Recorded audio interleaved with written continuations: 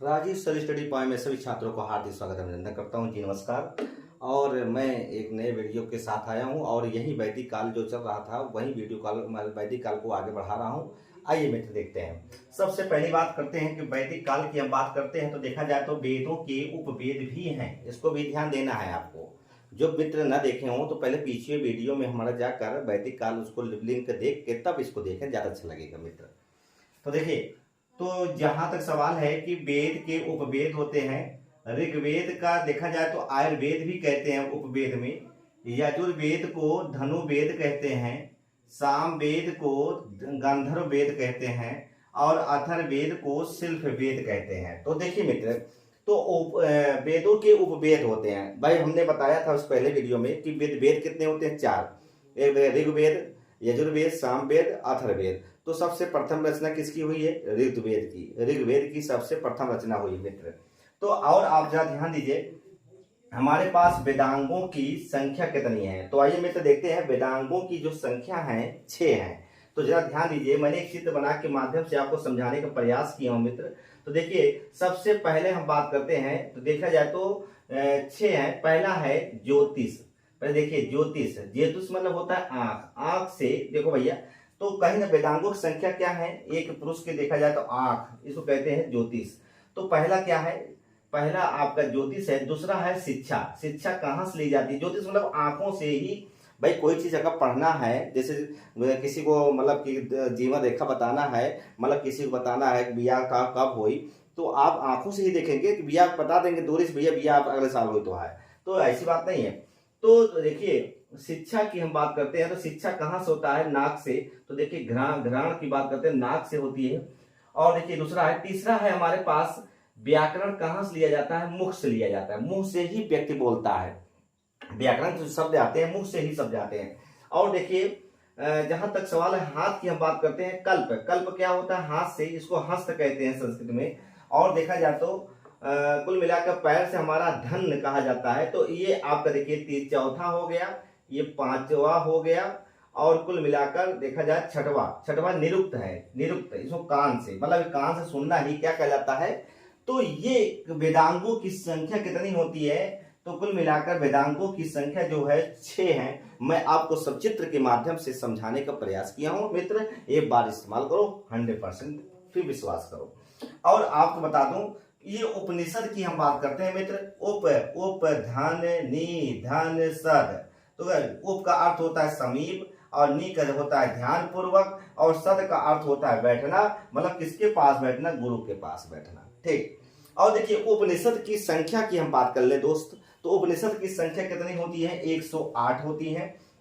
और देखिए, उपनिषद की संख्या कितनी होती है? 108 होती है। देखा जाए वेदों का यहीं से, मतलब वेदों का यहीं से अंत हो जाता है। एक चीज ध्यान देना, वेदों को यहीं से अंत हो जाता है। और उपनिषद को वेदांत कहा जाता है। क्या कहा जाता है भैया? उपनिषद को वेदांत कहा जाता है। और इसमें कुल संख्या की हम बात कर लेते हैं। इसमें कुल प्रमुख संख्या कितनी है? तो 12 है मित्र। कितने हैं? 12 है उपनिषद। और दूसरी बात बता दूं, जरा ध्यान दीजिएगा कि जहां तक सवाल ये होता है सत्यमेव जयते की हम बात कर लें, तो इसमें देखा जाए सत्यमेव जयते, आपने नाम सुना होगा। सत्यमेव जयते कहां से लिया गया है? मुंडो उपनिषद से लिया गया है। तो जरा ध्यान दीजिएगा, यही मुंडो उपनिषद की हम बात कर लें तो आप नाम सुने होंगे उस समय। मुंडो उपनिषद की हम बात कर रहे हैं तो उस समय देखा जाए तो ये लोकपाल जब बिल पारित हुआ था, तो आप जानते हैं संसद में लोकपाल बिल पारित हुआ था। तो उस समय लोकपाल जब बिल पारित हुआ था, इसमें ये मतलब ये इसी शब्द से कुछ अंश लिए गए हैं। इसमें कहा गया है धन की, मतलब धन, देखिए, किसी भी धन की लालसा मत करो, किसी धन की लालसा मत करो। तो ये मतलब लोकपाल बिल में लिखा हुआ है। और सत्यमेव जयते जो है देखा जाए तो, और देखिए बात करते हैं ऋग्वेद की काल की सबसे मतलब प्रमुख नदी कौन सी है? सिंधु नदी है। एक कई बार क्वेश्चन आता भी है, हमेशा भी आता है। अगर क्वेश्चन आपको मित्र देखेगा तो देखा जाए तो ये ऋग्वेद काल की सबसे प्रमुख नदी कौन सी है? सिंधु नदी है। और दूसरी महत्वपूर्ण नदी कौन है? सरस्वती नदी है। कई बार क्वेश्चन पूछा है, ये पूछा है ऋग्वेद काल में सबसे प्रमुख नदी कौन सी है? सिंधु नदी है। और दूसरी महत्वपूर्ण नदी कौन सी है? सरस्वती नदी है, जिसे हम तरमा मतलब नदी के तरमा नदी की जननी कहा जाता है। दूसरी बात बता दूं आपको मित्र, देखिए 10 राज युद्ध, ये भी बहुत उल्लेख मिलता है, इसको बहुत इंपॉर्टेंट में है। मैं ऑफलाइन क्लासों में हमारे जितने भी भाई बहन पूछे हैं वो ऑफलाइन क्लासेस में यही पूछे 10 राज्य का युद्ध है। हमने कहा बिल्कुल 10 राज्य का युद्ध हुआ है। और बता दूं 10 राज्य का जो युद्ध हुआ था भरत सुदास की हम बात करते हैं तो जरा ध्यान दीजिएगा, 10 राज्य का उल्लेख हमको मिलता है। यदि अच्छी बता दूं 10 राज्य का जो उल्लेख हमको मिलता है तो ऋग्वेद के 7वें मंडल में हमको प्राप्त मिलता है। 7वें मंडल में क्या लिखा है कि ये 10 राजाओं के बीच में इनका युद्ध हुआ था। और ये कहाँ हुआ था? रावी नदी के तट पर हुआ था। उसको हम लोग पौसड़ी भी कहा जाता है, पौसड़ी नदी के किनारे, प्राचीन काल में पौसड़ी नदी कहा जाता है, किनारे हुआ था। और किसके मध्य हुआ था? भरत राजा के मध्य हुआ था। किसके मध्य हुआ था? भरत राजा के मध्य हुआ था। तो जरा ध्यान दीजिएगा कि सुदास जो है पुरोहित था, ये विश्वामित्र के पद से मतलब से हटाया गया था और नया पुरोहित वशिष्ठ बनाया गया था। और जरा ध्यान दीजिएगा नया पद किसको बनाया गया? वशिष्ठ बनाया गया था। और सुदास से देखा जाए तो 10 जनों के मध्य युद्ध हुआ था, मतलब 10 राजाओं के मध्य हुआ था। और इसमें जो विजेता हुआ था वो सुदासी रहा। और मूलतः देखा जाए तो जहां तक सवाल है किस वंश के रहने वाले हैं? तिरतुसु वंश के रहने वाले थे। तो ये मित्र इसमें आपको याद करना क्या है भाई बहन? सबसे ज्यादा याद करना क्या है?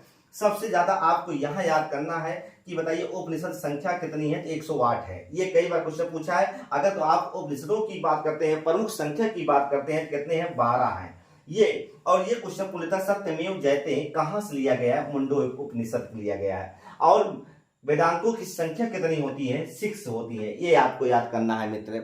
और दूसरी बात बता दूं दोस्त, देखा जाए तो 10 राजाओं के मध्य किस नदी के किनारे युद्ध हुआ था? नदी है रावी नदी, पौसड़ी नदी है, उसके किनारे हुआ था। और इसमें देखा जाए तो 10 राजाओं के मध्य हुआ था। इसमें भरत और राजाओं के पास और सुदास राजाओं, जिसमें सुदास राजा क्या हो जाता है? विजयी होता है दोस्त। तो कैसा लगा वीडियो? ये अच्छा लगा और लाइक और सब्सक्राइब जरूर करिए मित्र, अपने मित्रों को शेयर करिए। बहुत बहुत धन्यवाद जी, नमस्कार।